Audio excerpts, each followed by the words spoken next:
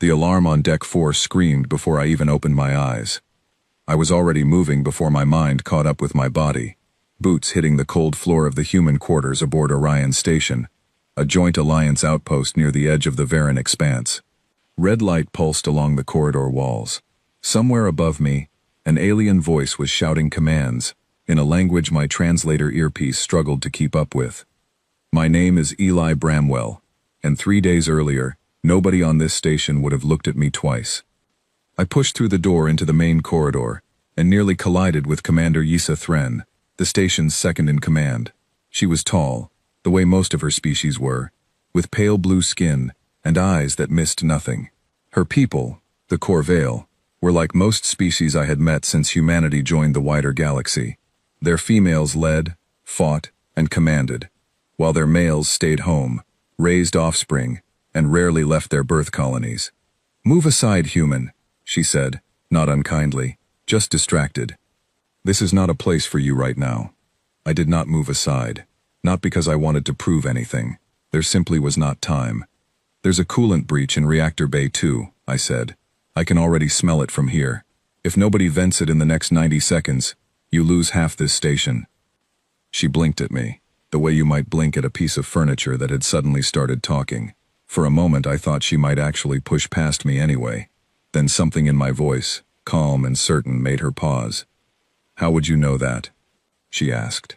"Because I built half the systems on this station's lower deck," I said.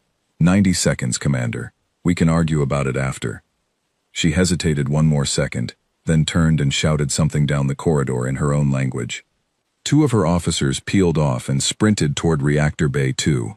I followed, because I already knew exactly which valve needed to be turned and in what order, and explaining it over comms would take longer than doing it myself.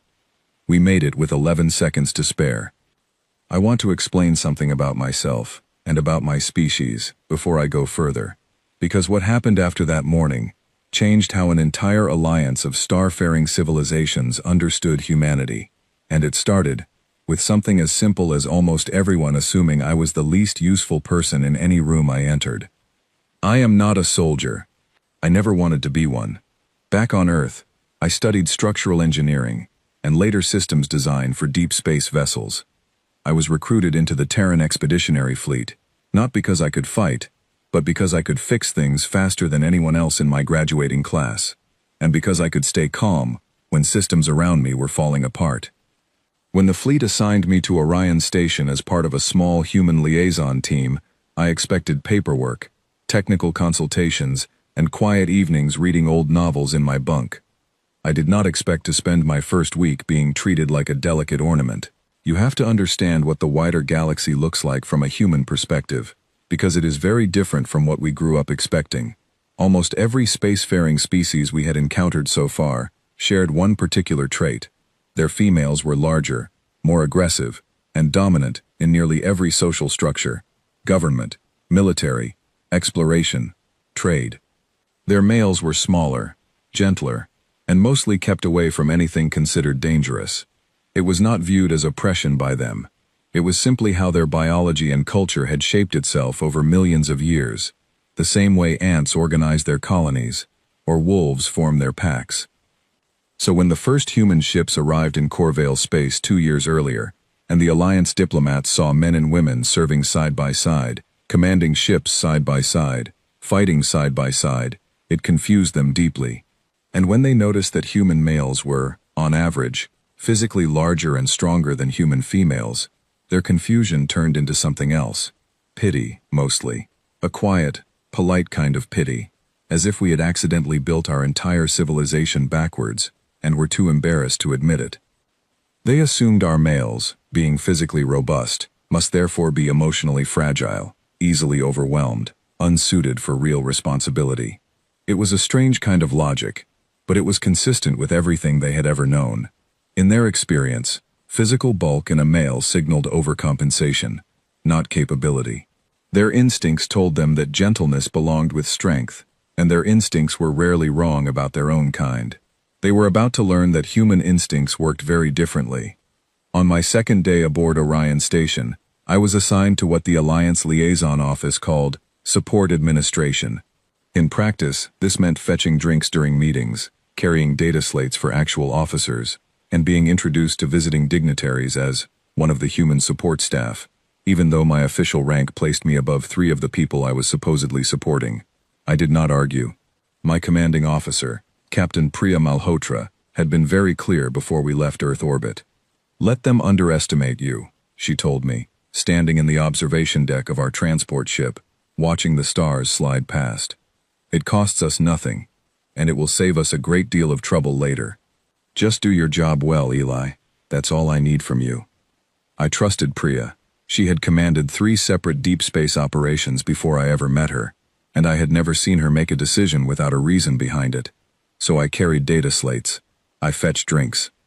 I smiled politely when Corvail officers explained basic engineering concepts to me as though I had never seen a reactor core in my life. And I watched. I learned the layout of Orion Station down to the last access panel. I learned which Alliance officers were competent and which were simply well-connected. I learned the rhythms of the station, the way its systems breathed, the small signs of strain that told you something was about to break before the sensors ever flagged it. That morning with the coolant breach was the first time anyone noticed. After the crisis passed, Commander Thren found me in the corridor outside Reactor Bay 2, still catching her breath from the sprint. "That was fast thinking," she said, studying me with new curiosity. "Faster than my own engineers." "I've spent a lot of time studying this station," I said. "It's a good design, just a few pressure valves that were installed slightly out of spec. You noticed that from a smell in the corridor. I've got a good nose for trouble," I said, and offered a small smile. She did not smile back, but something in her expression shifted, the polite condescension replaced by something more careful. Not quite respect yet, just the beginning of a question she had not thought to ask before. "Are all human males like you?" she asked. It was an honest question, not an insult, so I gave her an honest answer. "No," I said. "Some of us are engineers, some are pilots, some are doctors, or diplomats, or teachers. We're not all the same, Commander. The same way I imagine not all Corvail females are the same." She considered this for a long moment, the way someone considers a puzzle piece that does not quite fit the picture they thought they were building. "On my world," she said finally, "our males stay close to the nesting colonies. They are gentle. They do not involve themselves in matters of conflict or crisis. It is not weakness, exactly. It is simply their nature, cultivated across many generations. I assumed humans followed a similar pattern, given your physical differences point the opposite direction from ours." "We used to," I said. "A long time ago, on Earth, there were places and times where men handled danger and women stayed protected, similar to what you're describing, just reversed by biology instead of matching it. But that changed. We learned that courage and capability were not tied to which sex you were born. We learned it slowly, and sometimes painfully, but we learned it." She nodded slowly, filing the information away, though I could tell she still did not quite believe it applied evenly to every situation. Old instincts do not vanish because of one conversation. Word of the incident spread through the station faster than I expected. By that evening, 3 separate Alliance officers stopped by our human quarters, ostensibly to discuss unrelated matters, but really just to get a look at the human male, who had apparently outsmarted their engineering team during an active crisis. I answered their questions politely. I did not embellish anything. I let the facts speak for themselves, because facts, unlike reputation, are difficult to argue with. Captain Malhotra found me later that night, in the small mess hall we had claimed for our team, staring at a cup of coffee that had gone cold an hour earlier. "I heard about Reactor Bay 2, she said, sitting across from me. "Word travels fast. It's a small station, and you're a novelty," she said. "How does it feel, being taken seriously for the first time since we arrived?" I thought about the question honestly before answering. "Strange," I admitted, "like being handed something you didn't realize you were waiting for." Priya nodded, her expression thoughtful in the low light of the mess hall. "Get used to that feeling," she said. "Because it's only going to happen more from here. The Alliance is facing something out past the Varan border, something they haven't told us the full details about yet. Whatever it is, it's serious enough that Fleet Command is recalling every available ship to this sector, including ours." That was the first time I heard about the threat gathering beyond the border, though I would not understand its true shape for several more days. At the time, it was simply a distant rumor, a shadow on the edge of Alliance intelligence reports, the kind of thing officers whispered about in hallways when they thought nobody else was listening. I finished my cold coffee and asked the question that had been sitting in the back of my mind since the moment Commander Thren asked me if all human males were like me. Why does it matter to them so much? I asked. Whether human males are strong or weak, they have their own crisis to deal with. Why spend so much energy worrying about us? Priya's expression grew serious in a way I had rarely seen from her. Because every species in this alliance has spent their entire history building strategies and defenses around the assumption that males, in general, are the vulnerable half of any equation, she said. It's baked into their military doctrine, their diplomatic protocols, everything. When they look at us and see males who are physically dominant and yet somehow expected to also be capable and composed under pressure, it doesn't just confuse them intellectually. It unsettles something much deeper. It makes them wonder what else they might have gotten wrong about the universe. I sat with that thought for a long time after she left the mess hall. Over the following 2 days, the station settled into a strange new rhythm. I was still assigned administrative duties on paper, but more and more Alliance officers began seeking me out directly, asking my opinion on technical matters, inviting me to observe planning sessions I would have been excluded from a week earlier. Commander Thren, in particular, seemed to have appointed herself as something like an informal observer of my behavior, watching how I handled small crises, how I interacted with the rest of the station crew, how I responded to stress. I did not perform for her. I simply did my job the way I always had, because performing for an audience felt dishonest, and because Priya's advice still echoed in my mind. Let them draw their own conclusions. Facts speak louder than demonstrations. On the 3rd day, everything changed. An alarm different from any I had heard before began sounding through the station, a deep, mournful tone that seemed to vibrate in my chest rather than simply reach my ears. I found Commander Thren on the observation deck, staring out at the starfield with an expression I had not seen on her before. Fear. Carefully controlled, but fear nonetheless. "What is it?" I asked. She did not look away from the viewport. "Long-range sensors picked up movement near the Varan border," she said quietly. "A large formation, moving fast, on a trajectory that brings it directly toward this sector within the week. The threat you've all been keeping quiet about." She glanced at me then, surprised, though she should not have been. I had spent 3 days proving I noticed things others missed. "Yes," she admitted, "the Skarn Collective. You have not encountered them yet, but every species in this alliance has, at some point in our history, and none of us survived those encounters without significant losses." "What are they?" "A species that does not negotiate," she said. "They do not value diplomacy, or mercy, or restraint. They value only expansion and consumption of resources, including the resources of any civilization unfortunate enough to lie in their path. We have held them back for generations, through careful alliance defense, overwhelming numbers, and strategic patience. But something has changed in their recent movements. They are moving with a speed and coordination we have not seen from them before." I looked out at the same starfield she had been watching, trying to imagine an enemy capable of making an entire alliance of veteran species afraid. "And you're telling me this because?" I asked. She turned to face me fully now, her expression unreadable in the dim light of the observation deck. "Because your ship is being called to the front line," she said. "And because, against every instinct my culture has spent generations building into me, I find myself hoping the strength I saw in you 3 days ago was not an accident." I did not have an answer for her in that moment.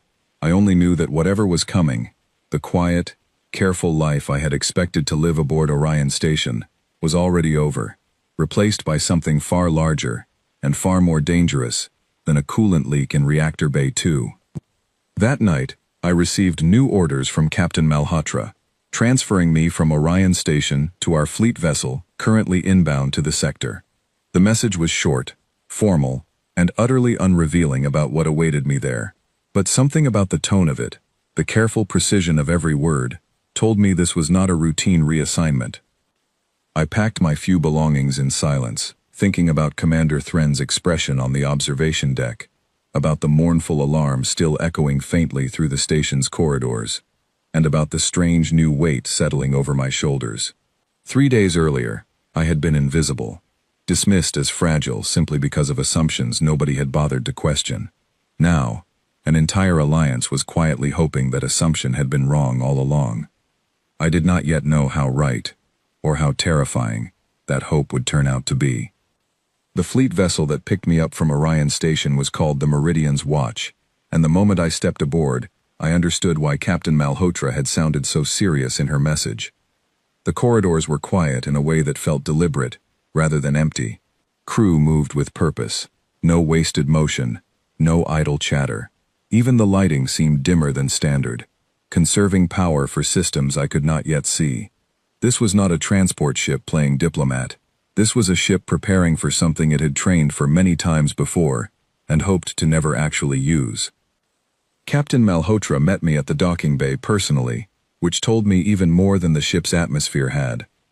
"Welcome aboard, Lieutenant Bramwell," she said, using my full rank for the first time since we had left Earth. "I hope Orion Station treated you well." "Well enough," I said, though I think I left it more nervous than I found it. "Good," she said. "Nervous is a healthy response to what's coming. Walk with me." We moved through the ship's central corridor, and I noticed something odd. Several Alliance officers, representatives from various species stationed temporarily aboard the Meridian's Watch as liaisons, watched me pass with the same curious, careful attention Commander Thren had shown days earlier. News, it seemed, traveled even faster between ships than it had aboard the station. "You have a reputation now," Priya said quietly, noticing my confusion. "The story about Reactor Bay 2 made its way through Alliance channels faster than I expected. Some officers think it was luck.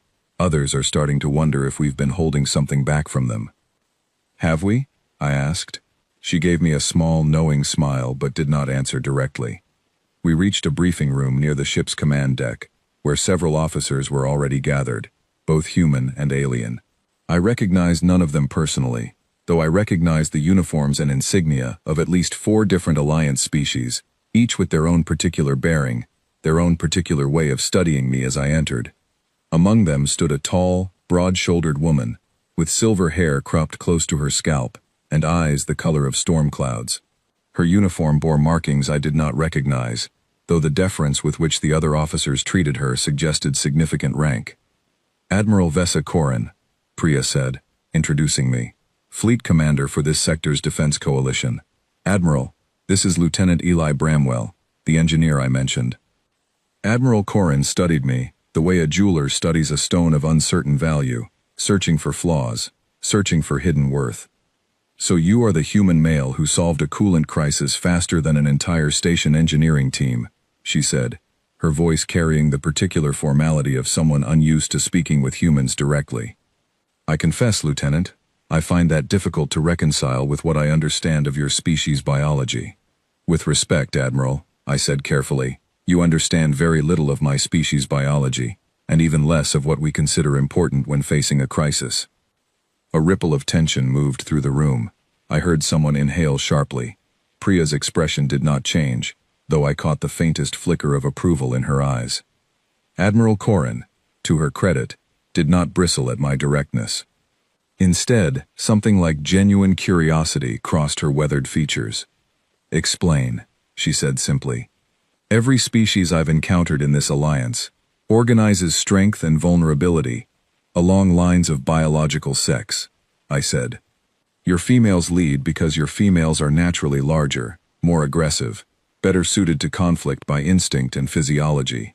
Your males stay protected because protection preserves the future of your people. It's a sensible system, built over millions of years, and I don't say that to mock it." "But," Korin prompted. "But humanity built something different," I said.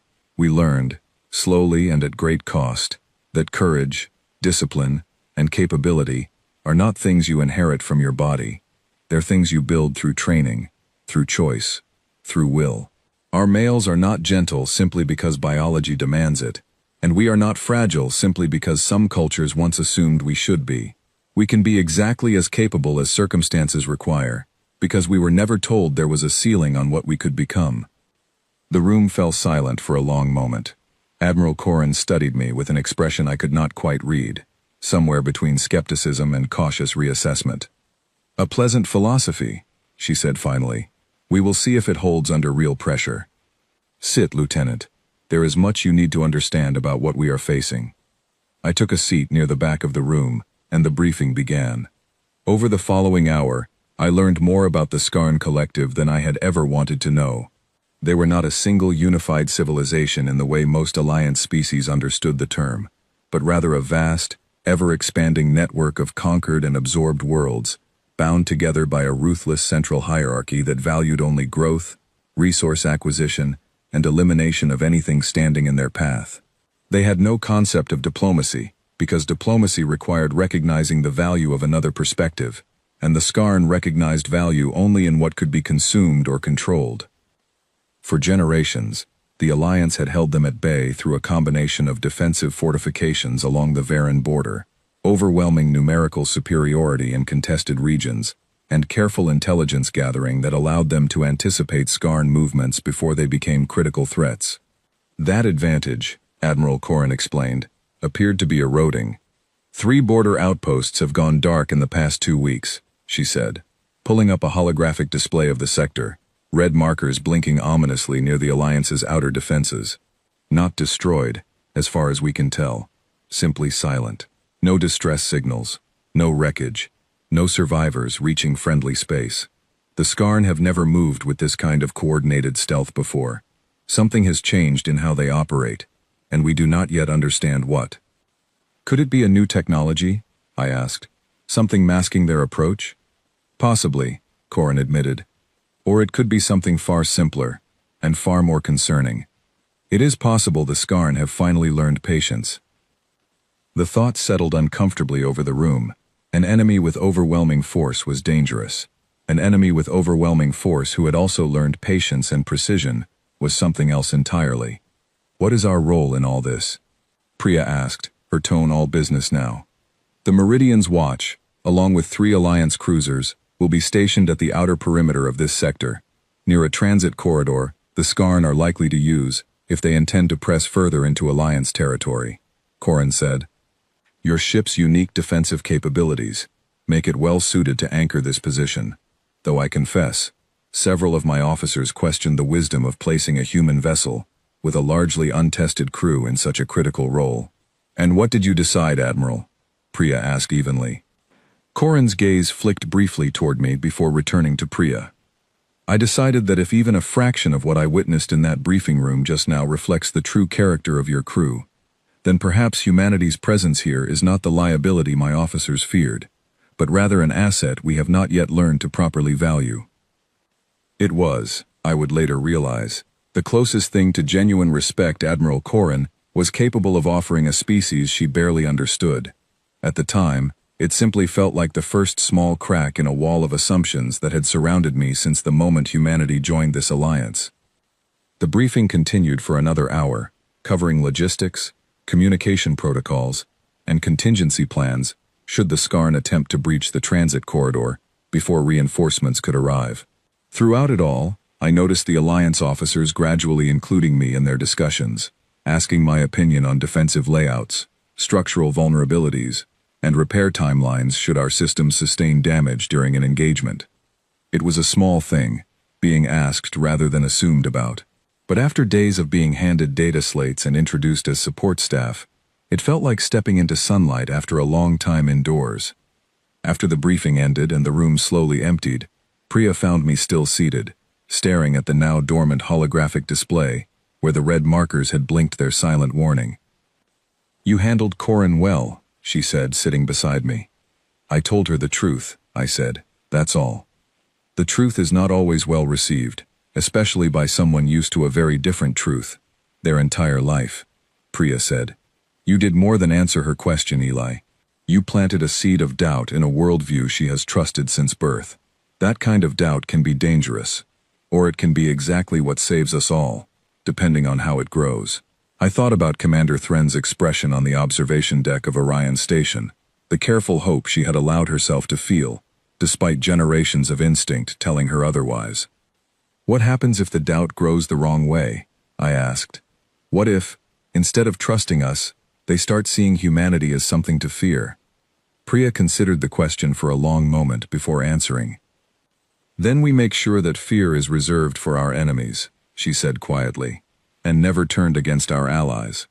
I did not fully understand what she meant by that, not yet. It would take 3 more days, and an engagement unlike anything I had ever trained for, before her words revealed their full weight. For now, the Meridian's watch continued its slow, silent journey toward the outer perimeter, carrying a crew that understood, in ways the rest of the Alliance did not yet grasp, exactly what kind of storm was gathering beyond the Varan border.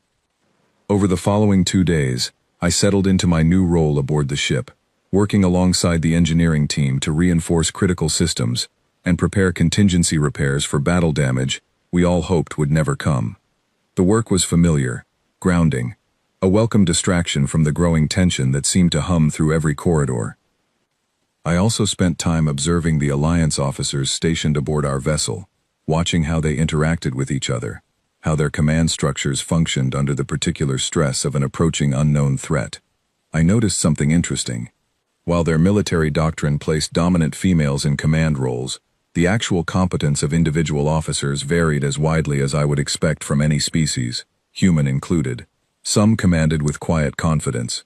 Others relied heavily on rank and tradition to mask uncertainty they clearly felt, but were culturally discouraged from expressing. One evening, I found myself in conversation with a young Corvail officer named Vesa Halric, a communications specialist who had been assigned to coordinate signal traffic between our ship and the Alliance cruisers stationed nearby. She was younger than most of the officers I had met, with an openness to her questions that suggested she had not yet fully absorbed the rigid assumptions that governed her culture's view of human males. "May I ask you something personal, Lieutenant?" she said, as we worked together calibrating a communications array in the ship's lower deck. "Of course. Are you afraid?" she asked. "Of what is coming? The Skarn Collective." I considered the question honestly before answering, because I had learned that honesty served me better than false confidence, and better than false modesty as well. "Yes," I said. "I'd be foolish not to be. But fear isn't the same as being unable to act. I've learned to let fear inform my decisions without letting it control them." She studied me with an expression somewhere between fascination and confusion. "On my world," she said slowly, "males are taught from a young age that fear is something to be protected from, something dangerous to their well-being. We shield them from difficult truths, from harsh realities, because our instincts tell us this preserves their gentleness, their value to our people. I have never before spoken to a male who spoke about fear so plainly, without shame, without needing reassurance. Where I come from," I said, "hiding fear doesn't make it disappear. It just makes it harder to manage when it finally catches up with you. Better to look it in the eye and decide, calmly, what you're going to do about it." She nodded slowly, processing this, and returned to her work in thoughtful silence.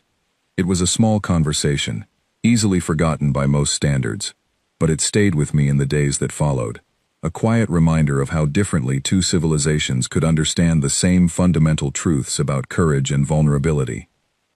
On the 3rd day, as the Meridian's watch approached its assigned position near the transit corridor, the alarm I had been dreading finally sounded through the ship. Long-range sensors had detected movement. The Skarn Collective was coming, and coming faster than anyone in the Alliance had anticipated.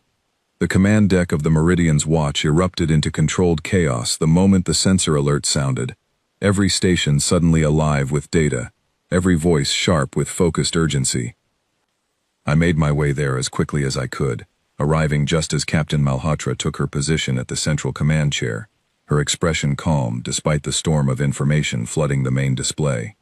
"Report," she said, her voice cutting cleanly through the noise. "Multiple contacts approaching the transit corridor," said Lieutenant Commander Aiden Sorrell, our tactical officer, his eyes fixed on the scanning display. "Formation size still resolving, but early estimates put it at 3 times the force we anticipated." The room went quiet for a fraction of a second, the kind of silence that carries more weight than any words could. Confirm that estimate, Priya said evenly. Confirmed, Captain. Long-range sensors show at least 40 vessels, possibly more, hidden behind the leading formation's sensor interference. ETA to the corridor, 11 minutes. 11 minutes. I felt the number settle into my chest like a stone dropped into still water.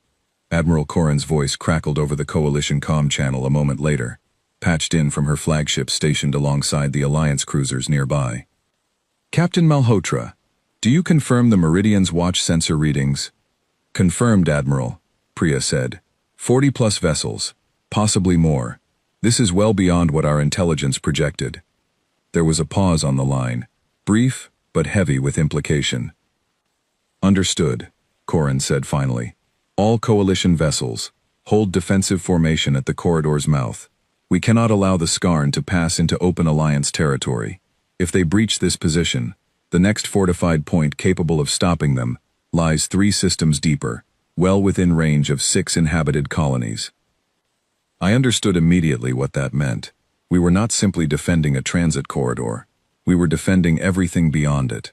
Every world, every life, that had no other line of defense standing between them and an enemy that valued nothing but consumption and conquest.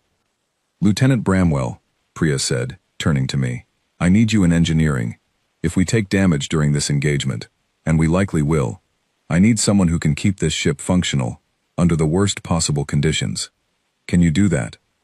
Yes, Captain, I said, and meant it completely. I made my way toward engineering, passing crew members sealing bulkheads, checking emergency systems, preparing for a battle none of us had fully expected to face this soon.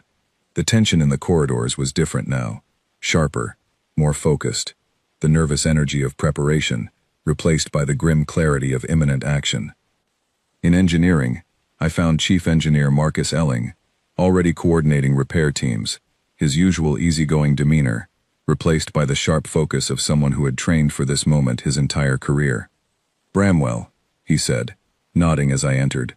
Good timing. I need someone watching the secondary power relays. If we take a hit near the aft section, those relays are our biggest vulnerability. On it, I said, moving to the relevant console.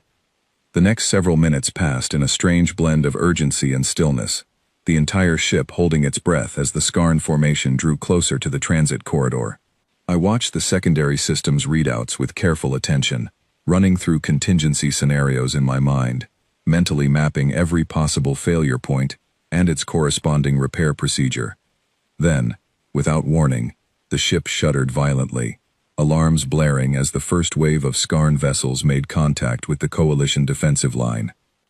Direct hit on our forward shields, someone called out, over the engineering comm channel. Shield integrity at 72% and dropping. I felt the ship shudder again, and again, each impact sending a fresh wave of tension through the crew around me. On the main engineering display, I watched shield percentages drop steadily, watched power distribution shift, as the ship's systems worked to compensate for the ongoing assault. They're not attacking in the pattern we expected, Marcus said, studying the tactical feed with a frown. Skarn forces typically overwhelm through sheer numbers, throwing themselves at a target without much finesse. This formation is coordinated, precise, almost surgical. His words echoed something Admiral Corrin had said during the briefing days earlier, about the Skarn having learned patience, having changed their approach in ways the Alliance did not yet understand. Whatever had shifted in their strategy, it was becoming devastatingly clear in real time. The ship shuddered again, harder this time, and the lights flickered before emergency power stabilized them. Hull breach, Deck 7, Section 3, came the report over comms. Emergency bulkheads engaging.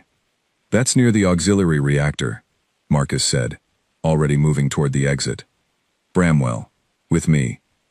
We moved quickly through the ship's corridors, the sound of distant impacts reverberating through the hull, like a heartbeat under duress. When we reached Deck 7, the scene that greeted us was worse than I expected. The hull breach had been sealed by emergency systems, but the auxiliary reactor housing had sustained significant structural damage, its containment field flickering unstably. If that containment field fails completely, we lose the auxiliary reactor entirely, Marcus said, already pulling up diagnostic readouts on a nearby console. And without it, Our secondary weapons systems go offline within minutes. I studied the damage myself, running calculations quickly in my mind, cross-referencing the ship's structural schematics against what I could see in front of me. The containment field regulator took damage from the shockwave, not the breach itself, I said. If we can reroute power through the secondary conduit here, I pointed to a section of exposed circuitry, we might be able to stabilize it manually, while the automated repair systems work on the primary regulator. That conduit wasn't designed for that kind of load, Marcus said, studying the schematic I had pulled up. It could overload. It could, I agreed. Or it could hold long enough to keep this reactor online through the engagement. I don't see another option that doesn't involve losing the auxiliary reactor entirely, and losing it now, in the middle of this fight, is not something I'm willing to accept without trying every alternative first. Marcus studied me for a long moment, weighing the risk, weighing my confidence against the very real danger of what I was proposing. Do it, he said finally. I'll monitor the load and cut power the instant it looks like it's going critical. I moved quickly, opening the access panel and beginning the careful, precise work of rerouting power through the secondary conduit, my hands steady despite the ship shuddering periodically around me from ongoing impacts. Every second felt stretched thin, every small adjustment carrying the weight of the entire ship's combat effectiveness. Somewhere above us, the battle continued to rage, and I found myself thinking, in the strange focused clarity that crisis sometimes brings, of Commander Thren's question back on Orion Station. Are all human males like you? No, I thought, working carefully through the delicate rerouting process. But maybe, in moments like this, it doesn't matter whether we're all the same. It only matters whether we can rise to what the moment requires. The containment field stabilized just as the automated repair systems finished their work on the primary regulator, and I stepped back, breathing hard, watching the readouts settle into a steady, manageable pattern. Auxiliary reactor stable, Marcus reported over the ship-wide comm. Secondary weapons systems remain online. A small victory, but a victory nonetheless, in the middle of a battle that showed no signs of slowing. Over the following 20 minutes, the engagement continued with brutal intensity. The coalition forces held their defensive line, but at significant cost. 2 Alliance cruisers sustained heavy damage. Reports of casualties began filtering through the comm channels, each one a quiet reminder of the very real stakes behind the tactical readouts and power distribution calculations that had consumed my attention.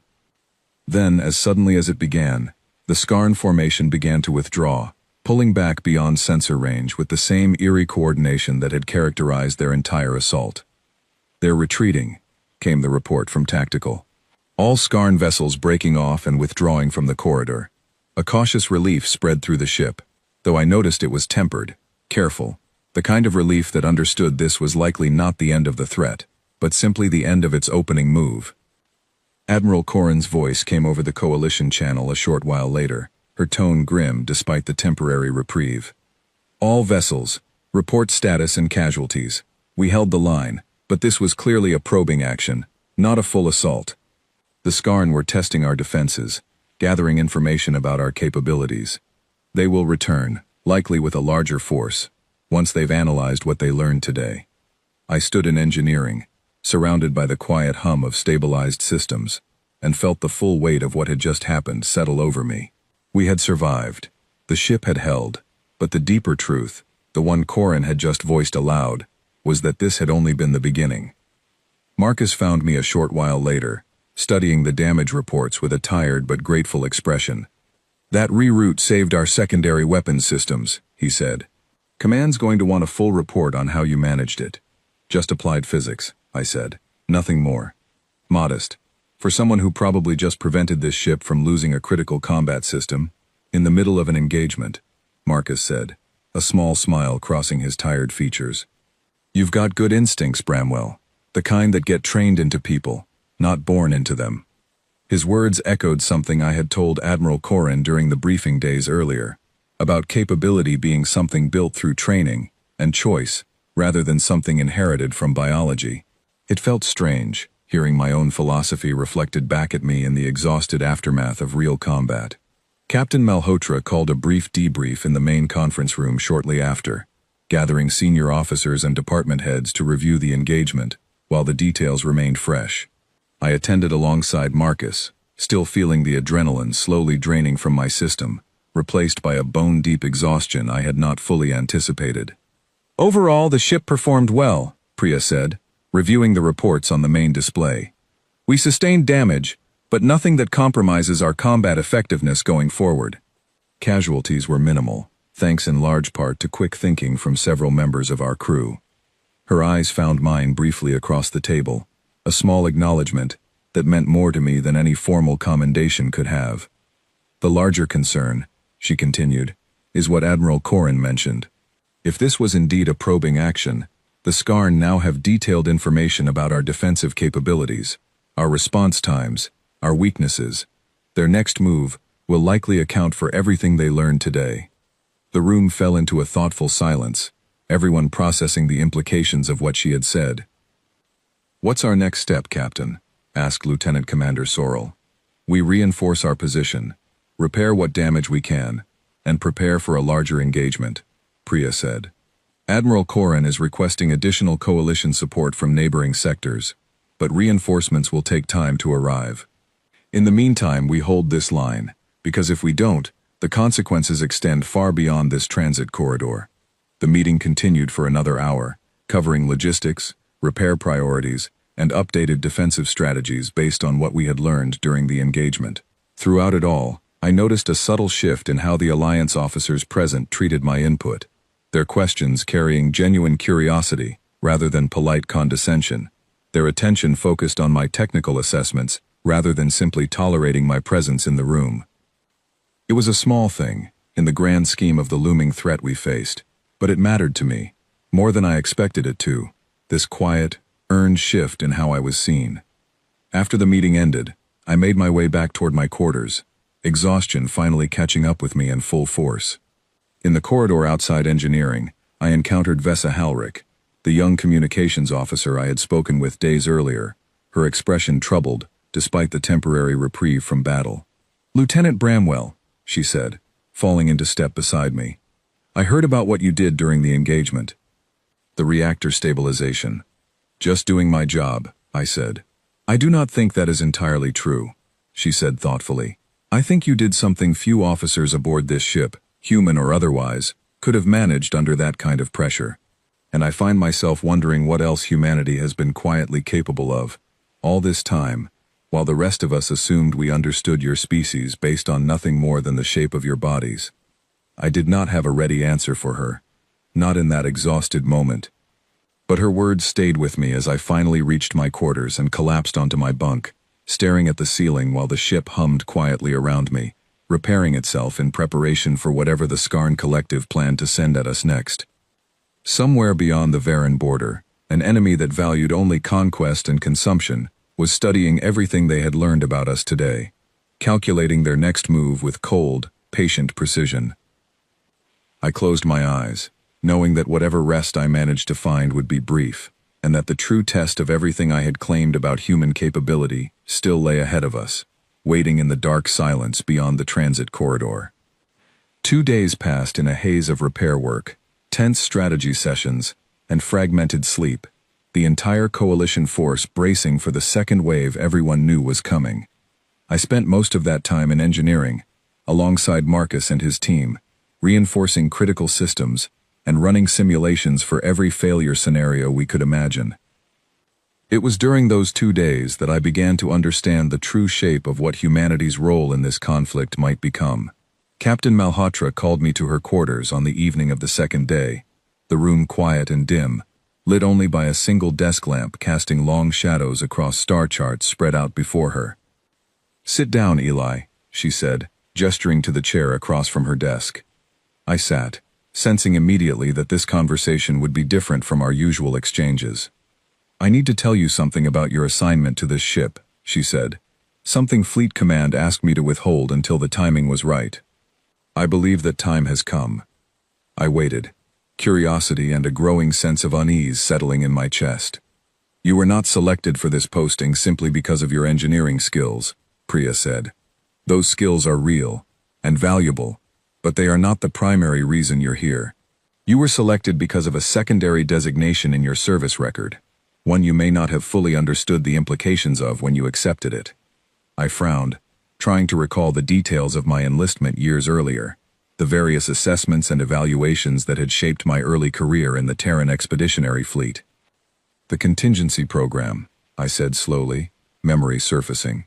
I remember the evaluations. I assumed it was standard psychological screening. It was more than that, Priya said.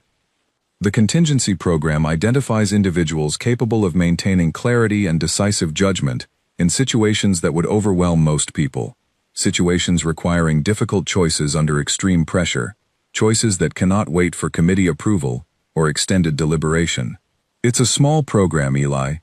Very few candidates qualify. Why wasn't I told directly? Because the program only becomes relevant in specific circumstances. Circumstances Fleet Command hoped humanity would never actually face this early in our relationship with the wider alliance, Priya said. But given what we're facing now, given how the Skarn Collective is adapting faster than any intelligence assessment predicted, I believe those circumstances may be approaching faster than any of us anticipated. I sat with this information, turning it over carefully in my mind, trying to understand its full weight. What exactly are you telling me, Captain? Priya met my eyes directly, her expression serious. I'm telling you that if this engagement escalates beyond what conventional command structures can effectively manage, you may be called upon to make decisions that fall outside standard protocols, decisions the Alliance officers around us, bound by their own cultural and biological instincts, may find difficult to authorize themselves. Why me specifically? Because the qualities that make you effective in a crisis, the calm, the clarity, the willingness to act decisively when hesitation would cost lives, are exactly what this program was designed to identify, she said. And because, whether the Alliance realizes it yet or not, humanity's willingness to place that kind of trust and responsibility in individuals regardless of their sex gives us a flexibility our allies simply do not possess. I thought about Commander Thren, about Admiral Korin, about Vesa Halric, each of them, shaped by cultural and biological instincts that placed rigid boundaries around who could lead, who could be trusted with difficult decisions, who was expected to remain gentle and protected rather than capable and decisive. What happens if I'm called upon and I make the wrong choice? I asked quietly. Then you live with that, the same as any officer who bears real responsibility, Priya said, her voice gentler now. I'm not telling you this to frighten you, Eli. I'm telling you because I believe you deserve to understand the full weight of what you might be asked to do, before the moment arrives, and there's no time left for explanation. I nodded slowly, absorbing the gravity of what she had shared, feeling the quiet, careful life I had once imagined for myself, slipping further away with each passing conversation. The following morning, sensors detected renewed movement near the Varan border, and this time, the numbers were staggering. Confirmed contact count now exceeds 100 vessels, Lieutenant Commander Sorrell reported, his voice tight with barely controlled tension. Formation analysis suggests this is not another probing action. This is a full invasion force. The command deck fell into a heavy, focused silence, everyone absorbing the scale of what was approaching. Admiral Korin's voice crackled over the coalition channel moments later, and for the first time since I had met her, I heard something close to genuine alarm in her measured tone.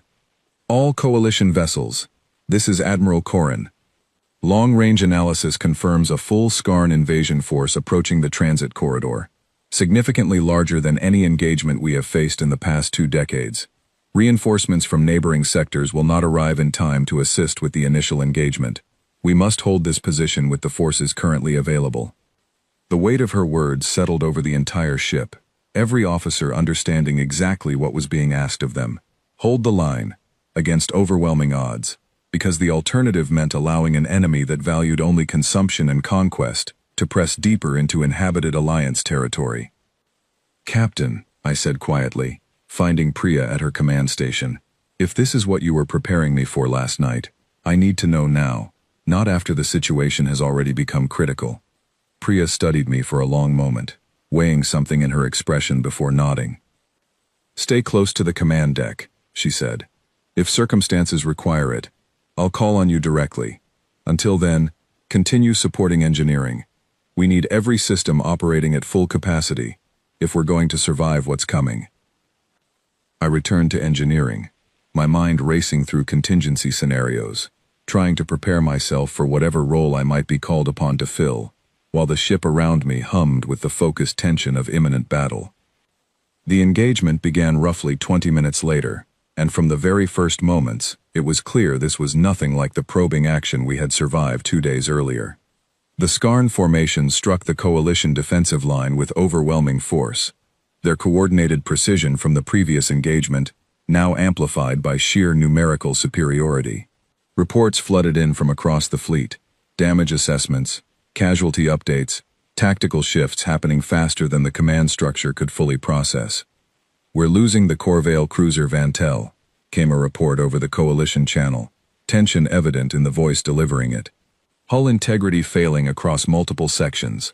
They need immediate support. All available support is already committed," Admiral Corrin responded, her voice strained but controlled. "Vantel, hold position as long as possible. Reinforcement is not currently available." I felt the weight of that exchange settle over engineering, the crew around me absorbing the reality that people, real people, were dying in real time, just beyond the hull of our own ship, and there was nothing immediate we could do to help them. The Meridian's watch shuddered violently as Skarn forces began concentrating fire on our position, recognizing us, perhaps, as a key anchor point in the coalition's defensive formation. "Shield integrity dropping rapidly," came the report from Tactical. "We're taking heavier fire than the previous engagement, concentrated specifically on our forward sections." "They've adapted their targeting based on what they learned from the probing action," Marcus said grimly, studying the damage reports flooding across his console. "This isn't random. They're specifically targeting our weapons systems and shield generators." I felt a cold clarity settle over me, the same focused calm I had experienced during the previous engagement, but sharper now, more attuned to the escalating danger surrounding us. Then the ship shuddered with a violence unlike anything before, alarms blaring across every system simultaneously. "Direct hit on the primary shield generator," came the frantic report. "Shield integrity at 12% and falling. We cannot sustain another hit of that magnitude." I moved instantly toward the primary shield generator housing, Marcus close behind me, both of us understanding without words that this was the critical moment that would determine whether the Meridian's watch survived the next several minutes. When we reached the generator housing, the damage was severe, worse than anything I had trained to repair under normal circumstances. The primary regulator had been destroyed outright, and the backup systems were struggling to compensate, buying us minutes at best before complete shield failure. "There's no standard repair procedure for this level of damage," Marcus said, studying the wreckage with barely concealed alarm. "We'd need at least 20 minutes to fabricate a replacement regulator, and we don't have 20 minutes.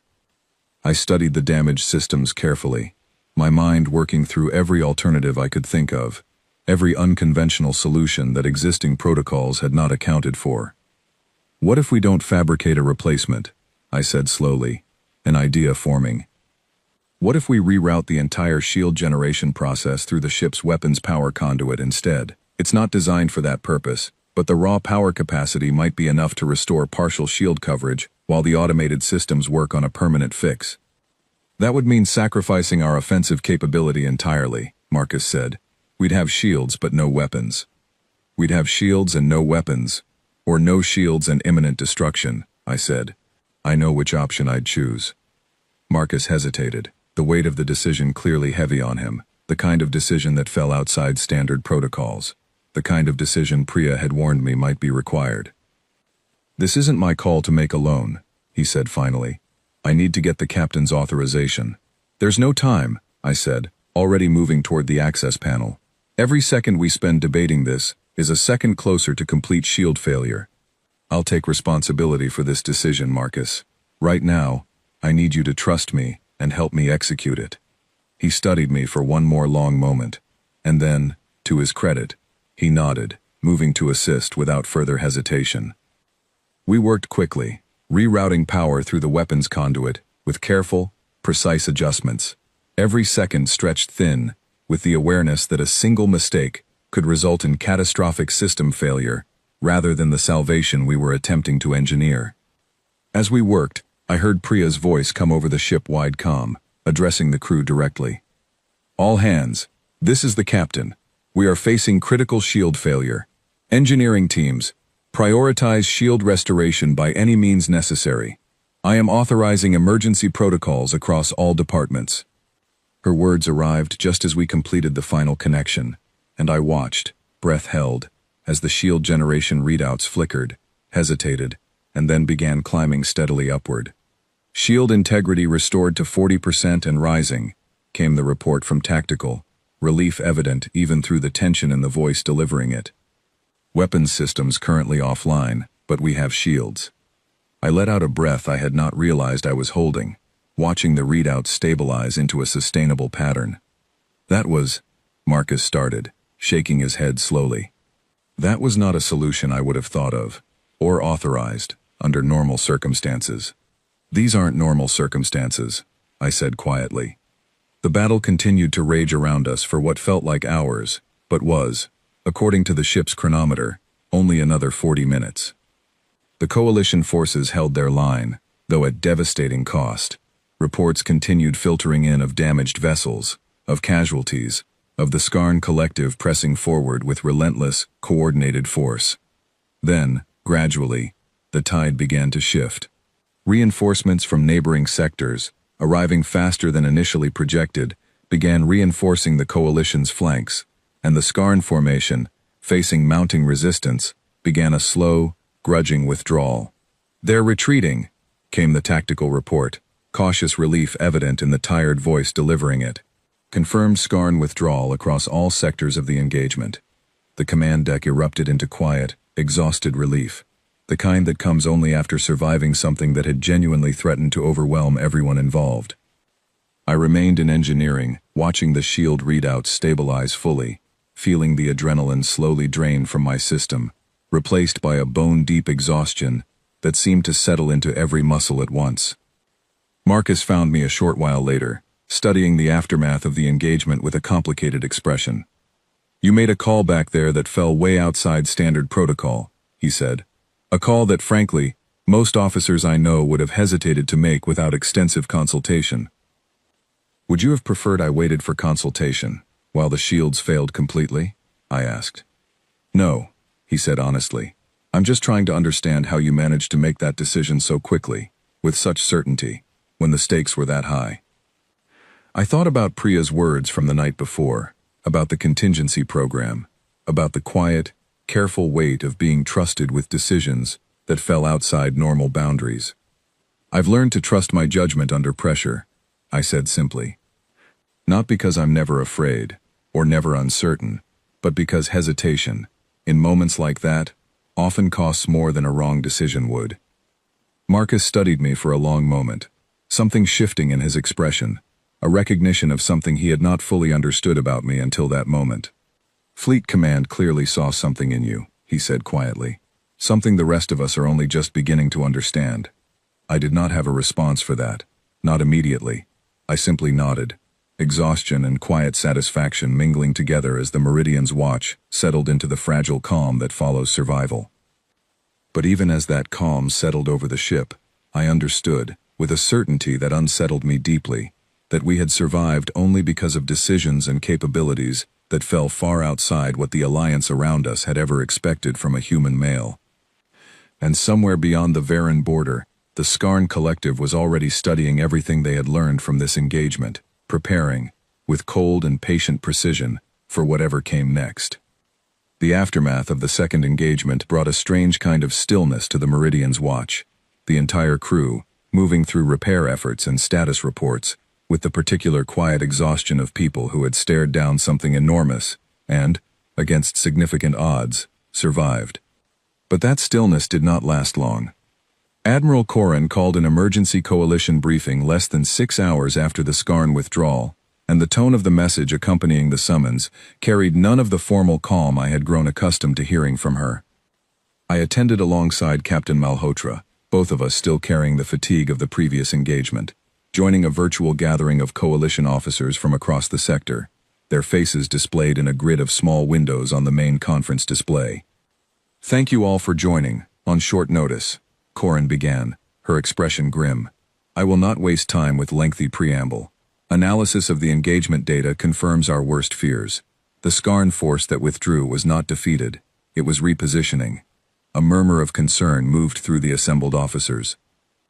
"Long-range sensors have detected the formation, regrouping approximately 2 hours beyond the Varan border," Corin continued. "Current projections suggest they are preparing for a third engagement, likely within the next 12 hours, with a force size significantly larger than what we face today." "How much larger?" someone asked from one of the smaller display windows. "Preliminary estimates suggest as much as double the previous force," Corin said. "Possibly more." The room fell into a heavy silence, everyone absorbing the weight of what that meant. We had barely survived the previous engagement, sustaining significant damage and casualties across the coalition fleet. A force twice that size, striking a coalition already weakened and exhausted, presented odds that felt genuinely insurmountable. "What are our options, Admiral?" Priya asked, her voice steady despite the grim news. Corin hesitated for a moment before answering, and in that hesitation, I sensed something significant. "There is one option my analysts have identified," she said carefully.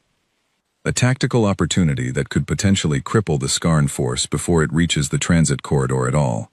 But it carries substantial risk, and it requires a decision that falls outside the boundaries most coalition officers are trained, or culturally prepared, to make quickly." "Explain," Priya said. "Sensor data indicates the Skarn formation is currently regrouping near a dense asteroid field on the far side of the border, using it for cover while they consolidate their forces," Corin said. "If a strike team could infiltrate that field undetected and disable their central command vessel before the full force mobilizes, it could disrupt their coordination significantly, potentially delaying or even preventing the coming assault entirely." "That sounds like exactly the kind of mission our forces should be prepared to execute," said one of the Alliance officers on the display grid. "The mission itself is not the complication," Corin said. "The complication is timing and judgment. Whoever leads this strike will need to make split-second decisions in an environment with no possibility of consulting command structures for approval. They will need to decide, in real time, whether the risk of detection justifies pressing forward, whether a partial success justifies continued engagement, and if necessary, whether to sacrifice the strike team's safe extraction in favor of ensuring the mission's success." I understood immediately what she was describing, and I understood, with a growing certainty, why this particular briefing had been called, and why Priya's eyes had shifted toward me the moment Corin began outlining the complication. "Our culture does not train officers for that kind of unilateral, isolated decision-making," Corin continued, her voice heavy with the admission. "Our command structures rely on collective deliberation, on consultation, on the wisdom of experienced leadership guiding difficult choices. It has served us well for generations. But it was not designed for a scenario requiring instantaneous, isolated judgment under extreme uncertainty." "You're asking for a human volunteer," Priya said quietly, though it was not really a question. Corin met her gaze directly through the display. "I am asking whether humanity possesses what our own culture does not," she said. "The capacity to trust an individual, isolated and unsupported, with a decision of this magnitude." The room fell silent, every officer present, understanding the significance of what was being asked. This was not simply a tactical request, it was an admission, from an alliance that had spent generations building its entire military and social structure around collective, hierarchy-driven decision-making, that their own framework had reached its limits. I looked at Priya, and she looked back at me, and I understood, without needing the words spoken aloud, that this was the moment she had warned me about 2 nights earlier. "I'll do it," I said, before Priya could speak, before I had fully processed the weight of what I was volunteering for. Every eye in the virtual briefing turned toward me, a mixture of surprise, curiosity, and something that looked almost like relief, crossing several faces on the display grid. "Lieutenant Bramwell," Corin said carefully, "this mission requires more than engineering expertise. It requires tactical judgment under extreme pressure, potentially requiring choices that carry significant personal risk." "I understand what's being asked, Admiral," I said, "and I'm telling you, humanity does not require a committee to authorize difficult choices in a crisis. We train individuals precisely for moments like this one. I am one of those individuals, and I am prepared to accept the responsibility this mission carries. Priya's expression carried a complicated mixture of pride and concern as she looked at me, but she did not object, did not attempt to talk me out of it. Instead, she turned back to the display and addressed Corin directly. "Lieutenant Bramwell has my full confidence for this mission," she said. "Prepare the necessary resources. We move as soon as possible." The following 2 hours passed in a blur of preparation, briefings, and equipment checks.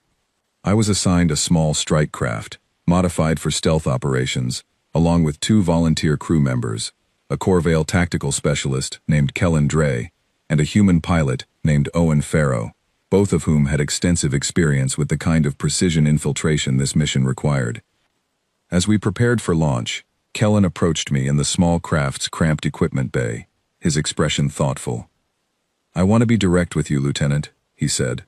"When I first heard a human male would be leading this mission, I had doubts. Significant doubts, based on everything my culture has taught me about the nature of your sex." "And now?" I asked, checking the seals on my equipment. "Now I have watched you volunteer for a mission that terrifies experienced officers 3 times your service record's length, without hesitation, without needing reassurance or validation," he said. "I find my doubts significantly diminished, though I confess, part of me still does not fully understand how this is possible." "It's not about being fearless," I said, meeting his eyes directly.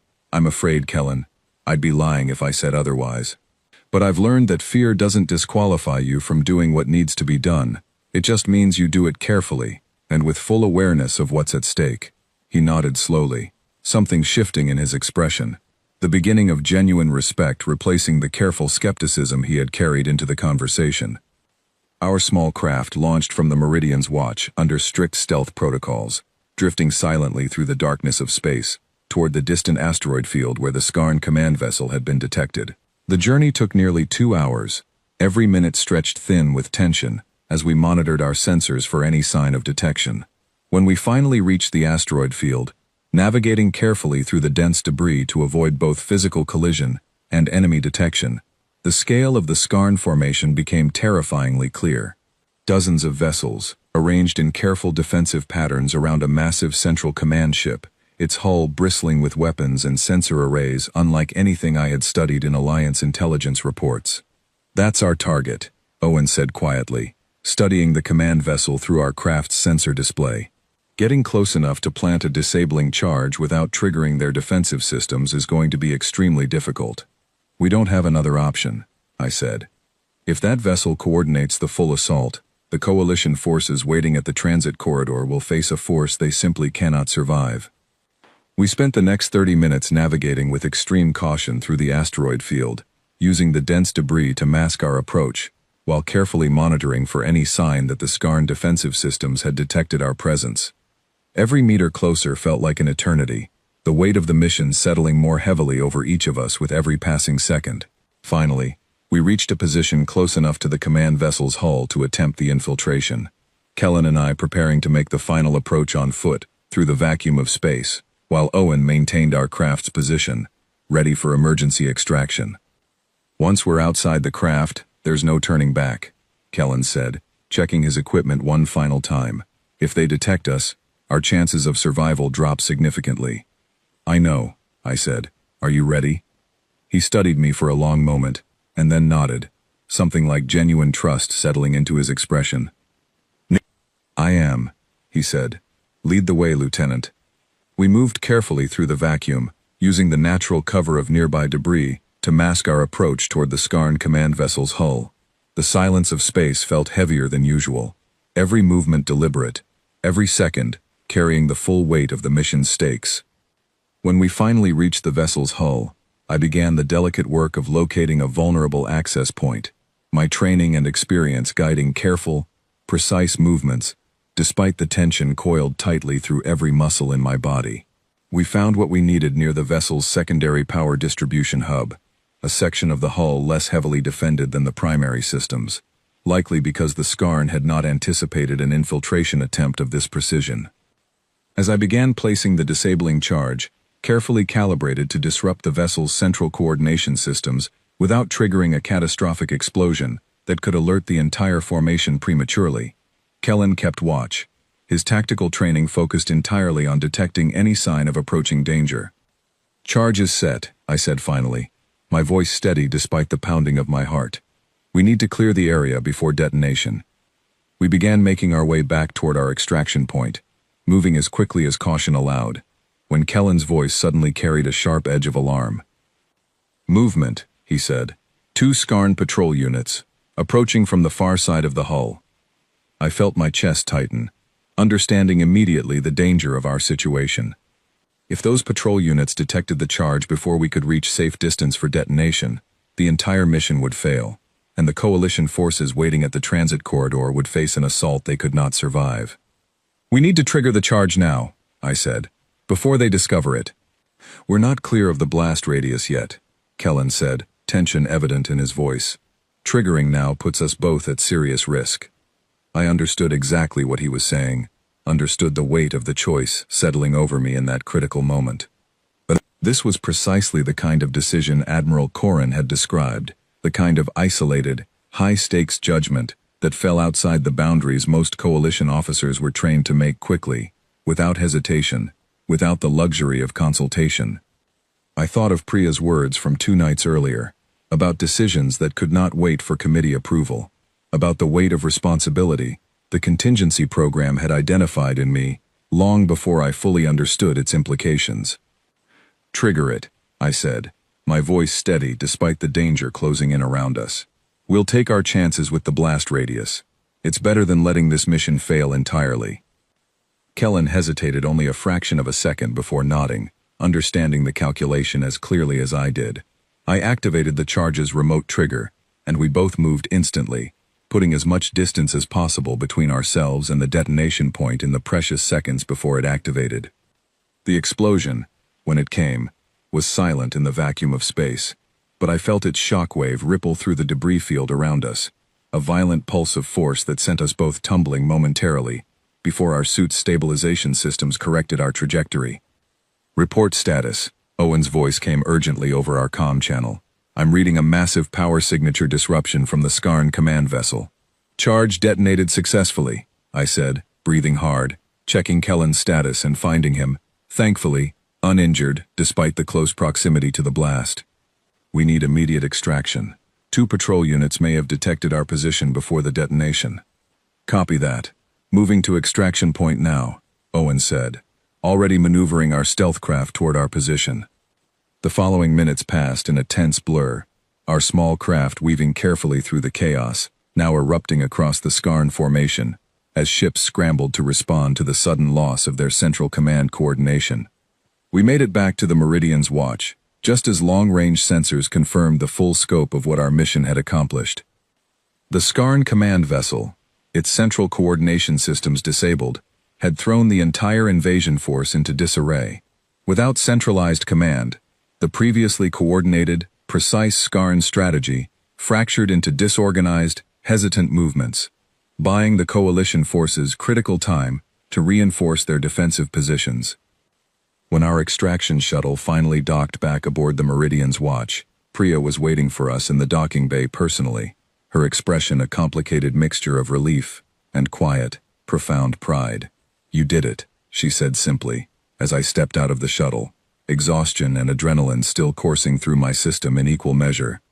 "We did it," I corrected, gesturing toward Kellen and Owen, both of whom looked equally drained by the mission's intensity. Admiral Corrin's voice came over the ship-wide comm shortly after, addressing the entire coalition fleet directly. "This is Admiral Corrin. I want to acknowledge, before the entire coalition, the mission just completed by Lieutenant Eli Bramwell and his team. Their actions have significantly disrupted the Skarn invasion force, buying us critical time to reinforce our position and prepare for whatever comes next.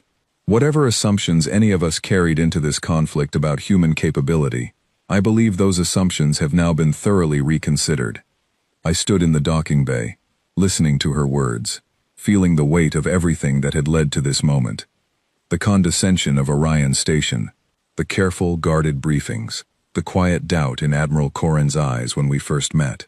All of it had shifted, gradually, into something resembling genuine respect, earned not through demonstration or performance, but through simply doing what needed to be done when the moment demanded it. But even as that respect settled over the coalition fleet, I understood, with a quiet certainty, that this was not the end of what humanity would be called upon to demonstrate. The Skarn Collective, disrupted but not defeated, remained a significant threat, and the true test of everything I had claimed about human capability still waited somewhere in the uncertain future ahead of us. The disruption of the Skarn command vessel bought the coalition forces nearly 18 hours of critical breathing room, time that Admiral Corrin used to reorganize the defensive line, bring in additional reinforcements from neighboring sectors, and prepare for what everyone understood would be the true, decisive engagement of this conflict. I spent much of that time in engineering, exhaustion pulling at the edges of my focus, but unwilling to rest while so much remained uncertain. Marcus eventually found me there, studying damage reports I had already reviewed twice over. "You need to rest, Bramwell," he said, not unkindly. "You've been running on adrenaline and stubbornness for nearly 2 days straight." "I'll rest when this is over," I said. "That's exactly the kind of thing that gets people killed through simple exhaustion, not enemy action," he said. "Get some sleep. I promise the ship will still need fixing when you wake up." I did not argue further, recognizing the wisdom in his words even through my own reluctance to step away. I returned to my quarters and, despite my doubts, fell into a deep, dreamless sleep the moment I lay down, my body finally claiming the rest it had been demanding for hours. When I woke, nearly 6 hours later, the ship's atmosphere had shifted into something quieter, more focused, the particular stillness that settles over a crew in the final hours before an anticipated confrontation. I made my way to the command deck, where Priya was reviewing updated tactical projections with Lieutenant Commander Sorrell. "Status?" I asked, joining them at the main display. "Reinforcements have arrived from 3 neighboring sectors," Priya said. "Our combined coalition force now stands at roughly equal numbers to the remaining Skarn formation, though their exact capabilities remain somewhat uncertain following the disruption of their command coordination. When do we expect the engagement to begin?" I asked. "Sensors indicate the Skarn formation is regrouping and reorganizing their command structure," Sorrell said. "Estimates suggest they'll be ready to resume their advance within the next 4 hours. 4 hours. I felt the weight of that number settle over me, understanding that whatever came next would likely determine the fate of this entire sector, and possibly the broader trajectory of humanity's relationship with the alliance that had, until recently, viewed us with such careful, condescending doubt. Admiral Corrin called one final coalition briefing before the anticipated engagement, and this time, when I entered the virtual meeting alongside Priya, I noticed something different in how the assembled officers regarded me. The careful curiosity, the polite skepticism, had been replaced by something steadier, more grounded. Not quite equal respect yet, not fully, but something moving unmistakably in that direction. "Our tactical analysis suggests the coming engagement will be decisive," Corrin began, her expression carrying the weight of the responsibility she bore. "The Skarn Collective, having lost their central command vessel, appears to be consolidating their remaining forces under a secondary command structure. This presents both an opportunity and a significant risk." "Explain the opportunity," Priya said. "A secondary command structure, hastily assembled, is likely to be less coordinated, less experienced, than their original formation," Corrin said. "If the coalition forces can exploit that weakness quickly and decisively during the opening moments of the engagement, we may be able to break their offensive momentum before it fully develops." "And the risk?" I asked. Corrin's gaze moved to me, something complicated in her expression. "The risk, Lieutenant, is that a wounded, consolidating force sometimes fights with more desperation and less predictability than a fully coordinated one," she said. "We cannot assume this will be an easy engagement simply because their command structure has been disrupted. If anything, we should prepare for a battle more chaotic and unpredictable than the 2 that preceded it." The briefing continued for another hour, covering detailed tactical positioning, contingency plans, and communication protocols for the coming engagement. Throughout it all, I found myself once again included fully in the strategic discussion, my input sought and valued, in a way that would have seemed impossible during my first days aboard Orion Station. As the briefing concluded, Corin addressed the assembled officers with a final, weighty statement. "Whatever happens in the hours ahead, I want every officer present to understand something clearly," she said. "This conflict has challenged assumptions many of us have carried for our entire lives, about capability, about leadership, about where courage and wisdom can be found. I do not say this lightly, given how deeply those assumptions are woven into our respective cultures. But I believe we owe it to everyone counting on us to set aside those assumptions where they no longer serve us, and to trust in the capabilities we have witnessed, regardless of the form they arrive in." Her words settled over the virtual gathering with quiet significance, and I understood, in that moment, that something fundamental had shifted, not just in how I personally was regarded, but in how the Alliance more broadly was beginning to reconsider the rigid certainties that had shaped their understanding of the universe for generations. The engagement began precisely on schedule. 4 hours later, the Skarn formation advancing toward the transit corridor, with a ferocity that immediately confirmed Corin's warning about desperation and unpredictability. I took my position in engineering once again, alongside Marcus and his team, ready to respond to whatever critical failures the coming battle might inflict upon our ship's systems. The opening minutes of the engagement passed in a blur of tactical updates, damage reports, and the constant, low hum of tension that seemed to vibrate through every deck of the ship. Then, roughly 20 minutes into the engagement, a critical report came through that changed the entire trajectory of the battle. "Captain, we're detecting an unusual energy signature building within the Skarn formation," came the report from Tactical. "Sensor analysis suggests they may be preparing some kind of large-scale weapon, something we haven't encountered in previous engagements."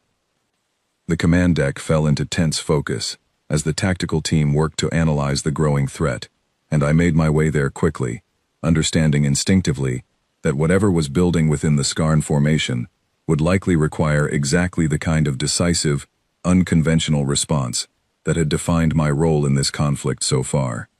"Confirm the nature of that energy signature," Priya said, urgency evident in her steady voice. "Working on it, Captain," came the response. "Preliminary analysis suggests some kind of large-scale disruption weapon, potentially capable of disabling multiple coalition vessels simultaneously, if it reaches full charge." "Time until it reaches full charge?" Priya asked. "Approximately 6 minutes, Captain." 6 minutes. I felt the weight of that number settle over the command deck, understanding immediately that conventional tactical responses would likely not be fast enough to prevent whatever devastating effect this weapon was designed to produce. "Options," Priya said, addressing the room. Several officers began proposing conventional tactical responses, redirecting coalition firepower toward the source of the energy signature, attempting to overwhelm it before it reached full charge. But the calculations, run quickly by the tactical team, suggested these approaches would likely fail, the coalition forces too spread out, too engaged with the broader battle, to concentrate sufficient firepower in the necessary time frame. I studied the tactical display carefully, my mind working through the problem with the same focused clarity that had guided me through the previous engagements, searching for an unconventional solution the rigid structures of conventional strategy had not yet considered. "What if we don't try to destroy it?" I said, an idea forming quickly. "What if we disrupt its power source directly, the same way we disrupted their command vessel's coordination systems? The weapon's power source is likely deep within their formation, heavily defended," Sorrel said. "A direct infiltration attempt in the middle of an active engagement would be extraordinarily dangerous. More dangerous than allowing that weapon to reach full charge and disable a significant portion of our coalition fleet?" I asked. The room fell into a tense, weighted silence, everyone understanding the calculation being presented, the same kind of difficult, isolated judgment call that had defined the strike mission days earlier. Priya studied me for a long moment, and I saw in her expression the same complicated mixture of trust and concern I had seen before she authorized my previous mission. "You're proposing to lead another infiltration attempt," she said.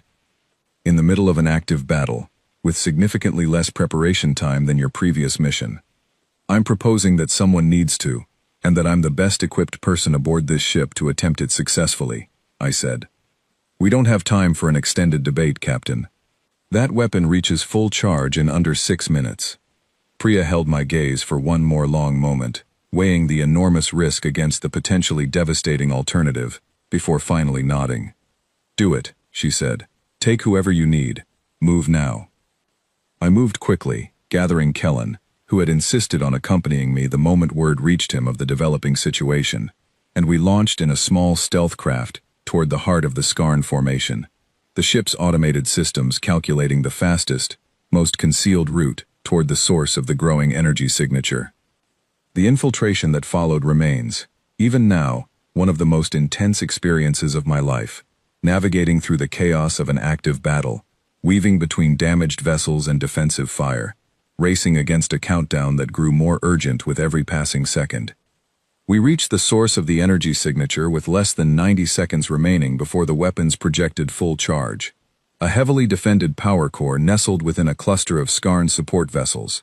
The infiltration itself required precision and speed beyond anything I had trained for under normal circumstances. Every movement calculated against a countdown that offered no margin for hesitation or error. With Kellen providing cover and tactical support, I reached the power core's primary conduit, with less than 30 seconds remaining, my hands moving with a steadiness I did not entirely feel, disabling the weapon's power source through a combination of precise technical knowledge and desperate improvisation. The weapon's energy signature collapsed, just as the countdown reached its final seconds, the growing threat neutralized before it could unleash whatever devastating effect it had been building toward. Our extraction from the heart of the Skarn formation proved nearly as harrowing as the infiltration itself, but we made it back to the Meridian's watch, as the broader battle finally began shifting decisively in the Coalition's favor. The Skarn forces, deprived of their weapon and increasingly disorganized, beginning a full withdrawal beyond the Varen border. When the engagement finally concluded, the Coalition fleet, battered but victorious, held their position, having successfully defended the transit corridor against an invasion force that had, just days earlier, seemed nearly impossible to withstand. In the exhausted, relieved aftermath that followed, Admiral Corrin requested a final meeting, not a formal briefing this time, but something more personal, gathering the key officers who had shaped the outcome of this conflict in a quiet conference room aboard her flagship. When I arrived, still carrying the physical and emotional exhaustion of everything the past several days had demanded of me, Corrin approached me directly, her expression carrying none of the careful, guarded skepticism from our first meeting. "Lieutenant Bramwell," she said, "I owe you, and through you, your entire species, an apology." I studied her, surprised by the directness of her statement. "You don't owe me anything, Admiral," I said. "Your assumptions were shaped by generations of experience with civilizations very different from mine." "That's not something to apologize for." "Perhaps not," she said, "but I have spent my entire career operating under the assumption that strength, wisdom, and capability follow predictable patterns. Patterns rooted in biology, in the fundamental nature of a species. You have challenged that assumption in ways I did not believe possible, and I find myself, for the first time in many years, genuinely uncertain about what other assumptions I have carried without properly questioning them." "That uncertainty isn't a weakness, Admiral," I said. "In my experience, it's usually the beginning of real wisdom." She studied me for a long moment, something like genuine warmth finally breaking through her formal, careful demeanor. "I believe you may be right," she said. "I want you to know, Lieutenant, that your actions during this conflict will be remembered throughout this alliance for a very long time, not simply as an interesting anomaly, but as a genuine reconsideration of what we believed we understood about strength, and about who is capable of carrying its weight." In the days that followed, as the Coalition fleet began the slow process of repair and recovery, I found myself reflecting often on everything that had unfolded since that first morning aboard Orion Station, when Commander Thren had nearly dismissed me in the corridor without a second thought. Vesa Halrick found me one evening in the ship's observation deck, staring out at the quiet, healing stars, the same view that had once carried Commander Thren's careful, guarded hope. "May I join you, Lieutenant?" she asked. "Of course." She stood beside me in comfortable silence for a while, before speaking again. "I have been thinking about our conversation, from before the battles began," she said. about fear, and about how differently our cultures understand it. "And what conclusions have you reached?" I asked. "I think," she said slowly, "that my culture has spent so long protecting our males from difficult truths that we never gave them the chance to prove they might handle those truths well. I wonder now how much strength we may have overlooked, simply because we never thought to look for it in the right places." I considered her words carefully, understanding the depth of what she was grappling with, a reconsideration not just of me, or of humanity, but of assumptions that had shaped her entire understanding of her own society. "I don't think the answer is to abandon everything your culture has built," I said. "But maybe it's worth asking, sometimes, whether the boundaries you've drawn actually reflect reality, or whether they simply reflect what you've always assumed to be true." She nodded slowly, and we stood together in quiet contemplation, watching the stars slowly heal the darkness that had, just days earlier, carried the weight of an invasion force determined to consume everything in its path. Word of what had happened in this sector spread quickly throughout the wider alliance in the weeks that followed, carried by officers who had witnessed it firsthand, by reports that made their way through official and unofficial channels alike. The story of a human male, dismissed as fragile upon first arrival, who had ultimately played a decisive role in defending an entire alliance coalition against an overwhelming threat, became something of a quiet legend among the various species who had, until then, held such rigid certainty about the nature of strength and vulnerability. I did not seek that reputation, and I remained, in most ways, exactly the same quiet engineer who had once expected nothing more from this posting than paperwork and technical consultations. But something had shifted, undeniably, in how the wider galaxy understood humanity, and in how humanity understood itself, in relation to the vast, diverse alliance we had joined. Captain Malhotra found me on my final evening before the Meridian's watch was set to depart the sector. Our mission here concluded, new orders awaiting us elsewhere in the vast, complicated expanse of Allied space. "You did well here, Eli," she said, joining me on the observation deck where I had spent so many quiet moments reflecting on everything that had unfolded. "We all did," I said. "This wasn't something I accomplished alone." "No," she agreed, "but you were willing to carry a weight that others, shaped by different instincts and different histories, could not yet carry themselves. That matters, Eli, more than you may fully realize." I thought about everything that had led to this moment, the quiet condescension of my first days aboard Orion Station, the careful, guarded doubt in Admiral Corrin's eyes, the desperate infiltration missions that had demanded decisions no training could fully prepare a person for. "I hope," I said quietly, "that what happened here helps them understand something important. Not that humans are stronger, or better, or more capable than they are. Just that strength doesn't always look the way you expect it to. Sometimes it's quiet. Sometimes it's careful. Sometimes it simply does what needs to be done, without needing permission or validation first." Priya nodded, watching the stars alongside me in comfortable, understanding silence. "That's a lesson worth teaching," she said, "even if it takes an entire alliance nearly losing everything to finally learn it." As the Meridian's watch pulled away from the sector days later, beginning its journey toward whatever new assignment awaited us, I found myself thinking about Commander Thren's question, from that very first morning, back when the mere idea of a capable human male still seemed like a contradiction to everything the Alliance believed about the universe. "Are all human males like you?" "No," I thought, watching the stars stretch into unfamiliar patterns as our ship carried us toward new horizons. But maybe, in the end, that was never really the point. The point was simply that we were never meant to be defined by anyone else's assumptions about our bodies, our biology, or the shape our strength was supposed to take. We were simply meant to become exactly what the moment required, and to trust that capability, when it truly matters, has never depended on anything other than the will to rise and meet it. And somewhere across the vast, complicated expanse of Allied space, a galaxy that had once dismissed human males as frail, was slowly, carefully, beginning to understand what fear, and respect, and genuine strength actually meant.